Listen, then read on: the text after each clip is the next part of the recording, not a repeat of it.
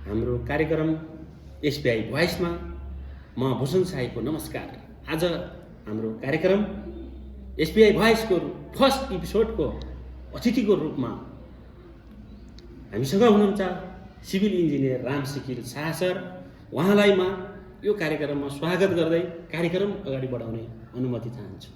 तपाईँले फर्स्ट कार्यक्रममा मलाई अतिथिको रूपमा बोलाउनु भयो, त्यसको लागि धेरै धेरै धन्यवाद। हुनुहुन्छ सञ्जय छु सर। अहिले हाम्रो यो प्राविधिक शिक्षा तथा व्यावसायिक तालिम परिषदमा देखिएका चाहिँ अवसरहरू, समस्याहरूको बारेमा यहाँले संक्षेपमा केही राख्न सक्नुहुन्छ सर? हस्, हुन्छ सर। यस्तो हो कि प्राविधिक शिक्षालयले उत्पादन गरेको हाम्रो विद्यार्थी प्रोडक्टहरू वास्तवमा चाहिँ नेपालमा चाहिँ धेरै स्कोप हो। हाइड्रो पावरतिर तपाईँको इन्फ्रास्ट्रक्चर भयो, इरिगेसन भयो, अनि त्यसपछि हाम्रो चाहिँ मेडिकल फिल्डतिर पनि छ स्कोप। तर हाम्रो के छ भने हाम्रो सरकारको नीति नियमको कारणले प्राविधिक शिक्षालयबाट उत्पादन भएको विद्यार्थीहरू, अब हामीले त्यो पढेको ग्रेजुएट भएको विद्यार्थीहरूले चाहिँ उचित चाहिँ श्रम नपाएर मान्छेहरू हाम्रो विदेश प्लान बाध्य भएको छ। त्यसको लागि हाम्रो चाहिँ सरकारले चाहिँ अलिकता फोकस गरिदिनु पऱ्यो र न्यूनतम चाहिँ हाम्रो पारिश्रमिक राखिदिनु पऱ्यो। अब हाम्रो नेपाल चाहिँ फेरि हाइड्रो पावरको यस्तो चाहिँ ग्रेटर चाहिँ अपर्च्युनिटीहरू छ कि लगभग हाम्रो प्राविधिक चाहिँ जति सिटिभिटीले उत्पादन गर्छ त्यो सबै नै हाम्रो नेपालमै चाहिँ युज गर्न पाइन्छ भने त्यस्तो फिल्डहरू छ है। तर हाम्रो चाहिँ के छ भने गभर्मेन्टको नीति नियम र हाम्रो चाहिँ त्यस्तो इन्डस्ट्रियलाइजेसन कम्पनीहरू आउँदाखेरि तिनीहरूले चाहिँ राम्ररी चाहिँ पारिश्रमिक नदिँदा र सिस्टममा नचलेर हाम्रो चाहिँ प्राविधिकहरू चाहिँ बाहिर जानुपर्ने बाध्यता छ। त्यही भएर चाहिँ दिनु पऱ्यो। र हाइड्रो पावरतिर चाहिँ हामीले सिभिल हाइड्रो पावरतिरको अलिक बढी राम्रो स्कोप छ। त्यसको लागि चाहिँ हामीले सानैदेखि पढिरहेको छौँ कि 83,000 मेगावाटको चाहिँ हाम्रो क्यापेसिटी छ। त्यसो भएर चाहिँ हाम्रो प्राविधिकको छ है। भनेको मतलब यहाँको चाहिँ अब यहाँ हाम्रो देशमा ठुला ठुला हाइड्रो पावर प्रोजेक्टहरू निर्माण हुनु पर्यो। राज्यले त्यही खालको चाहिँ नीति, त्यही खालको चाहिँ विधि र पोलिसी चाहिँ त्यही खालको बनाउनु पर्यो भन्ने कुरा यहाँको रह। हजुर, यसमा चाहिँ हाम्रो के छ भने हाम्रो चाहिँ जस्तो कि विदेशी कम्पनीहरू छ, कन्ट्र्याक्टरहरू र नेपाली कन्ट्र्याक्टरहरू, त्यो सबैको एक आपसमा चाहिँ एउटा चाहिँ गभर्मेन्टसँग चाहिँ एक आपस रिलेसन हुनु पऱ्यो कि राम्ररी हुनु पऱ्यो, कोअर्डिनेसन हुनु पऱ्यो।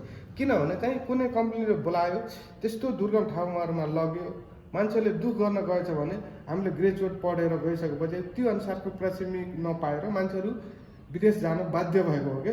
यहाँलाई के लाग्छ अहिले हाम्रो देशमा बाल्याङ सरकार, लगभग 2/3 बाल्याङ सरकार हामीले चाहिँ पाइराखेका छौँ। उहाँलाई तपाईँको चाहिँ के छन् त सल्लाह सुझाव? उहाँ सरकारले चाहिँ हाम्रो रोजगारी वृद्धि गर्ने सन्दर्भमा के कस्ता भूमिकाहरू होइन चाहिँ निर्वाह गर्नुपर्छ जस्तो लाग्छ यहाँलाई? यो यसपालिको चाहिँ मैले के भन्छु भने अहिलेको सरकारमा के छ भने सबै युवाहरू हुनुहुन्छ र युवाहरूमध्ये पनि तपाईँको के हुन्छ भने लगभग 20-30% जति पढे लेखेको र इन्जिनियर प्राविधिकहरू हुनुहुन्छ। उहाँहरूलाई चाहिँ राम्रो पोलिसी नीति नियम बनाइसक्नु भएको हो। उहाँहरूले मलाई लाग्छ कि यसपालि चाहिँ यो कुराहरूमा प्राविधिकको कुराहरूमा चाहिँ अलिक फोकस गर्नुहुन्छ र नीति नियम चाहिँ राम्रो बनाउनुहुन्छ र देशमै रोजगारी सृजना गर्छ भने हामी त्यसको लागि चाहिँ एउटा चाहिँ आश राखेको छौँ। र त्यो आशमा के हुन्छ भने हामीले आश राख्यौँ, त्यो अनुसारले उहाँलाई चाहिँ 2/3 सरकारको चाहिँ सिट पनि पाउनु भएको छ। त्यो अनुसार काम गऱ्यो भने हामी ठिकै छ, हामी चाहिँ मान्य गर्छौँ। गरेन भने हामीले फेरि चाहिँ त्यसको लागि चाहिँ आवाज उठाउनेछौँ भन्ने आशा राखेको छौँ। यहाँलाई के लाग्छ अहिले चाहिँ बाल्याङ सरकारले विकास भनेको के हो होइन? विकास भन्नाले तपाईँ के बुझ्नुहुन्छ? अब विकास भनेको हाम्रो मेन एम के छ भने विकास भनेको हाम्रो के हुन्छ भने देशकै चिज चाहिँ उत्पादन गर्नु र देशमै त्यसलाई चाहिँ खानु, बाहिरको सामान चाहिँ बाहिरको प्रोडक्टहरू बढी चाहिँ हाम्रो देशमा चाहिँ भित्राउन नपरोस् भनेको मेन विकास भनेको म त्यो बुझ्छु। यहाँको मतलब विकास भन्नाले रोजगारी सिर्जना पनि मुख्य। हजुर, त्यो हो अफकोर्स त्यही हो। रोजगारी नै सिर्जना भएन भने त्यहाँ चाहिँ विकास भएको मान्यता। रोड बाटो घाटो होइन, पुल बिल्डिङहरू बन्नु मात्रै विकास होइन। त्यो संरचनाले, त्यो प्रोजेक्टले कतिको चाहिँ हाम्रो रोजगारी सिर्जना गर्यो त भन्ने कुरा चाहिँ मुख्य हुन्छ। त्यसको लागि अहिले बाल्याङ सरकारले चाहिँ के चाहिँ स्टेपहरू चाल्नुपर्छ जस्तो लाग्छ यहाँलाई? अहिलेको कन्टेन्टमा मलाई के लाग्छ भने तपाईँको भवन, रोड यस्तो चिजहरूमा चाहिँ लगभग 70% पुगिराखेको छ। अब 30 भनेको कस्तो बेला अप्लाई गर्ने भने त्यो बेला चाहिँ हाम्रो अब के भयो भने मेन भनेको रोजगारी हो।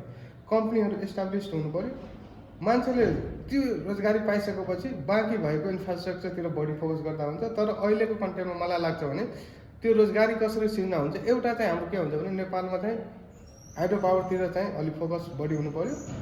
अनि त्यो चाहिँ आफै चाहिँ रोजगार सृजना हुन्छ। त्यहाँ चाहिँ हाइड्रो पावर गयो भने तपाईँको त्यहाँको लोकल रोजगार सृजना भयो। रोड बनाउनै पऱ्यो, किनभने रोड बनाउन सकेन भने हामीले सामान ओसार पसार गर्न सकिँदैन। त्यो चाहिँ एउटा हाइड्रो पावर यस्तो चिज हो भने तपाईँले हाइड्रो पावर बनाउन एउटा निब राख्नुभयो भने रोड बनाउनै पर्छ, विकासै हो एउटा। त्यहाँ इन्फ्रास्ट्रक्चर भवनहरू बनाउनु पर्यो, स्टोरहरू, त्यहाँको इन्फ्रास्ट्रक्चर बन्छ, त्यो नै एउटा विकासै हो। र त्यो बनिसकेपछि तपाईँले के गर्नु पऱ्यो, हाइड्रो पावर बनिसकेपछि इलेक्ट्रिसिटी इनर्जी युज गर्न पाउनु पऱ्यो। त्यसपछि त्यहाँको कर्मचारीहरूले जागिर पायो, त्यो इलेक्ट्रिसिटी फेरि अन्त बाहिरबाट हामी किन्दैन। अन्त्यमा यहाँले छोटो आफ्नो अनुभवसहित तपाईँको चाहिँ जीवन अहिले कसरी अगाडि बढिराखेको छ? अब ल ठिक छ सर, यो कुरामा मैले अहिले एउटा चाहिँ सर्ट एन्ड सटिक भन्छु भने मैले चाहिँ जुन बेला चाहिँ ब्याचलर इन सिभिल इन्जिनियर पढेर आएँ, पढ्नुभन्दा पहिला चाहिँ के थियो भने नेपालमा यसको भने प्राविधिकहरूलाई पारिश्रमिक धेरै राम्रो र डिमान्ड बढी थियो। र म पढेर आइसकेपछि पारिश्रमिक त्यही भयो होइन, र डिमान्ड कम भयो, किनभने हाम्रो देशको पोलिसी र नीति नियमले बिगारिदिएको थियो। त्यही भएर मैले चाहिँ 16 दुधको हजुर मैले 16 दुधको हाइड्रो पावर 86 मेगावाट मैले 3 महिना काम गर्न पाएँ। र त्यहाँ चाहिँ मलाई हटाएको होइन, मैले छोडेर आएँ। मैले त्यहाँ आत्मसन्तुष्टि नभएर आफूले जति काम गरेको त्यसको पारिश्रमिक नपाएर छोडेर आएँ। त्यसपछि मिलम्ची खानेपानीमा गएँ, त्यहाँ नि मैले 2 महिना जति काम गरेँ। त्यहाँ नि मलाई चाहिँ आफूले काम गरेको पारिश्रमिक नपाएर फेरि त्यो छोडेर आएँ। त्यसपछि फेरि मैले चाहिँ रियर कन्स्ट्रक्सनमा यहीँ काठमाडौँमै हुनुहुन्छ, त्यहाँ चाहिँ मैले चाहिँ फेरि इन्टरभ्यू दिएर त्यहाँ पास गरेँ। त्यहाँ चाहिँ फेरि 19 दिन सरको विगत भयो। अब चाहिँ अगाडि के चाहिँ छ प्लान हजुरको? अब मेरो प्लान के छ भने प्राविधिक पढिसकेपछि अब यस्तो जसलाई चाहिँ कुन फिल्डमा इन्ट्रेस्ट छ, मान्छेले के हुन्छ भने जागिरमा गर्नुपर्छ भन्ने छैन। तपाईँले जुन चिजमा इन्ट्रेस्ट छ त्यसमा चाहिँ फोकस गर्नुहोस्, काम गर्नुहोस्। पछि चाहिँ त्यो स्किल भएको चिजले चाहिँ आफै एउटा चाहिँ एन्टरप्रेनरको रूपमा चाहिँ बन्न सक्नु भयो भने त्यो राम्रो हो। र हाम्रो देशमा एउटा ठुलो समस्या भनेको हस्, यहाँलाई धन्यवाद छ हाम्रो कार्यक्रममा आइदिनु भयो। यहाँलाई चाहिँ धन्यवाद छ।